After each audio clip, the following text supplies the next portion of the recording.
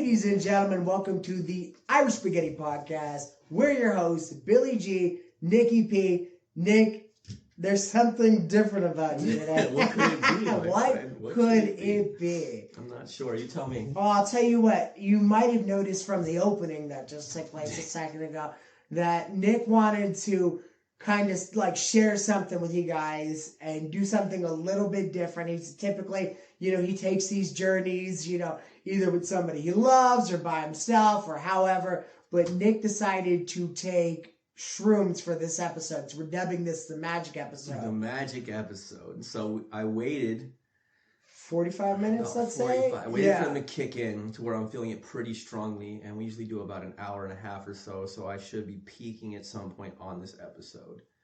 So when things really kick in, yeah. We'll see. But right now I feel fantastic. It's really good. I feel so warm. Well, let me ask you this: 45 minutes in, is it a head high? Is it a physical thing right now? It's both. It kind of a little something in both, right? It's both. So for those of you that have never done it before, including my cohort, Hello. Billy Gorman.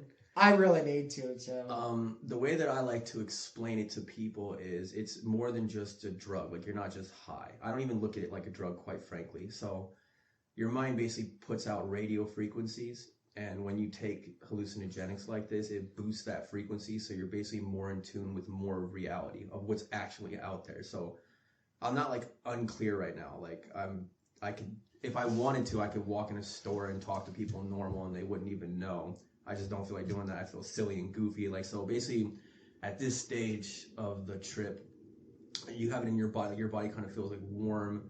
And you just feel this presence of love, basically, that just washes over you. And I feel joyful like a child. I just feel playful and joyful. Dude, that sounds wonderful. It is wonderful. And then also, an interesting couple of things that you're going to notice here as this goes on. It makes you breathe more deeply, which is inherently a good thing. You just take deeper breaths. You're going to see me yawning a lot. The weird thing is that you yawn a lot. You need more oxygen for some reason. I don't know why. I seem sleepy, but you are actually kept awake by the mushroom. So you seem tired, but you won't sleep. This will last 4 or 5 hours. And it wouldn't matter what kind of day I've had. I'd be up basically all day. And I would basically not be able to fall asleep. So I just zoned out. Don't worry, man. No, hey, listen, we talked about this. Yeah. Hey, I wouldn't be able You take your time, whatever. I'm right here. Whatever you need to do, if I need to take over things, do it. But you're good, right? That's fair. Nice. Come on, man. I'm going to tell you guys what goes on throughout the entirety of this experience, at least for me. Yes. So one of the things I'm noticing right now is obviously the colors thing. So colors are a lot more vibrant than normal. There's a weird thing that happens too when you look at screens. It seems to activate it. Screens get way more pronounced. You might not even know that you're in the trip until you pull your phone out and look at your phone and then you go, oh shit, it's right there. So and when I say right there, it's not what people think where it's Alice in Wonderland where people's faces start melting off. I've never had that happen. For me, it's more you see things as they really are. So the edges on the pictures that I'm looking at here are a lot more defined. Everything looks sharper and cleaner and more cut. You actually have almost more clarity, and colors are more vibrant and more bright because in the astral realm, that's basically what it is, man. When you have people that have near-death experiences, you can watch all those videos on YouTube. They always describe seeing colors that don't exist in our realm, if you will, and they're the most brilliant, vibrant, beautiful things they've ever seen before. And you kind of get tuned in a little bit more of that. That's what I believe is some of the filter is kind of taken off, so you get to see more of it. I have to. He's sick. All this shit's going on in his head right now. I'm looking at this fucking picture. I'm still the same painstakingly adult that I fucking had to be. I want to do it, dude. Honestly, you're fucking really selling this to me too. I was telling him before the show started. I think my biggest fear with any psychedelic is I don't feel in control of my life now, but I have somewhat of a grasp on it. But to lose even that grasp, it's such a. I know it's a chicken shit. I know it. I get it. I was telling him before, actually, that's kind of the main point of it is you're supposed to let go entirely and just learn how to trust. It's like a trust fall.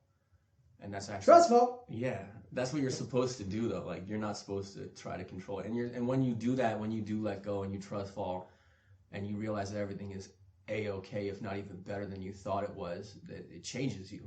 So you realize that life's about letting go, not about controlling, and not about trying to grasp. And the more you let go, the more you get, which seems paradoxical. but when you experience it, it becomes abundantly clear, and it's almost obvious after that. Isn't that kind of weird though? Yeah, It's like the best. it's almost like getting a grip I on love something. If you like with that pause, when you pause for that moment, really grab it. You know what I mean? Instead of like trying to like woo, you know. That's something, yeah, man, and that's something that you learn too. So you learn that experiencing is knowing and understanding, and there's only like so much that words can do. Words fail. Because you can logically understand what I'm saying, but you can't feel what it feels. So you can't truly know what I know. That's why I want you to do it one day. I mean, yeah. Only if you want to. I never push this on anybody. No, but I want to do it. I want to do it. It's not even a matter of course I want to do it. It's just stepping up to the plate, which is so fucking lame, but that's just what it is. You know? I know, dude. It's really lame. Yeah. Something else that you will notice throughout the duration of this trip/episode is it comes in waves. So I'm always gonna kind of be on it, but like it comes and goes in waves. The way I like to say it is like it picks you up and it puts you down. It plays with you. And another thing that anyone who's done this, you'll realize is that these things that are basically communicating with you and talking to you are real forces. It's not something to be taken lightly or to joke around. Like I'm doing this on camera for you guys.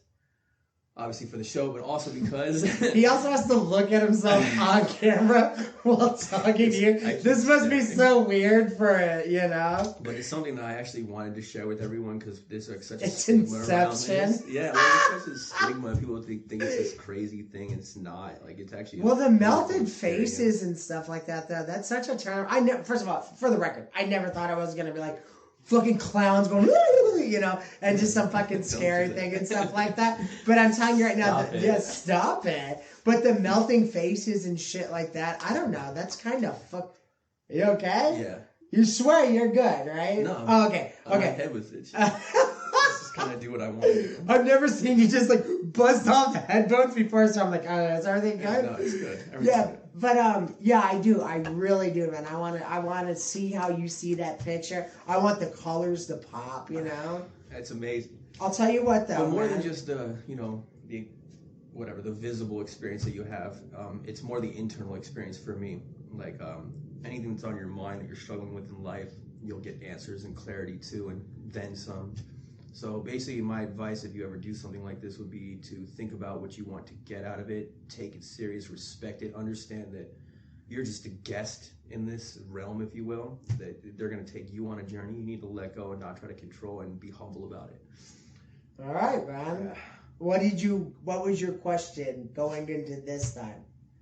Actually on this one, this was the question. No, right? No. My question was on this one is just to basically show me what it is that I need to know. It's things that I might be overlooking or missing. Yeah. And I'm going to be real with all of you. I'm going to be real with you as what direction I should go in as far as doing the podcast and which I should take the show, like how I should use it to the greatest benefit of society and like mankind, if you will, should it ever get to a point of popularity. I want to make sure that it serves a good and valuable purpose. I think we've always spoken about that. I think, one, remain real. Authentic. I think this goes hand in hand, like right, authentic, genuine, real. And then two, we never wanted to sell out in any way, shape, or form. Yeah. You know, we want to make money. Of course, who doesn't? As a human being or as a man or as an adult, you want to make money, of course. But there's a difference between making money and being bought. You know, and I don't think we've ever wanted to cross over on that. No. 100%. Yeah. But I'll be honest, like a lot of the reason why this show exists is because of mushrooms, trips that I've had in the past, like experiences. They've taught me how to listen to the universe and understand that synchronicities are real and that there is a spirit realm and there is a benevolent God and force that is behind you. And basically, the first lesson that I learned was that your ego is just like your own self-perception of like how you view yourself and, you know, your own thoughts in your head and me and I and me and I. And so long as you're thinking in those terms, you can't receive outside communication, which is, you know, inspiration and influence. So I try to keep my ego as small as possible. These help me do that. I feel like I'm tap dancing on an ocean right now.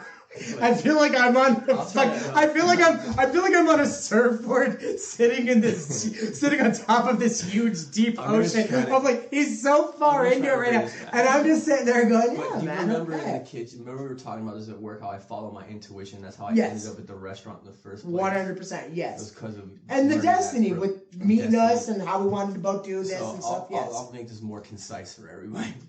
So basically, like something happened at work where this lady said that we should start a show because she listens to us talk all day and it makes her laugh. And I got that same like inspiration kick that I got through many other communications I've got by doing this and things in my life. I'll tell you some stories as we go out throughout this journey here. But anyways, the same thing that came to me before, and I learned to trust that.